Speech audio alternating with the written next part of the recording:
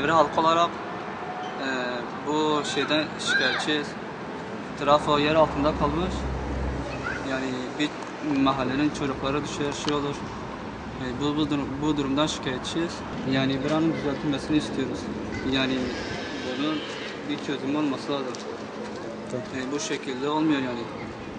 Bir esnaf olarak bu trafonun zaten o göründüğü gibi durum ortadadır. Yarın öbür gün bir damla yağmur yağdığı zaman burası su dolacak ve trafo muhtemelen patlayacaktır. Ölümler olacak. Bu duruma gelmeden önce yetkililerin bir an önce gelip bu duruma müdahale etmeleri lazım.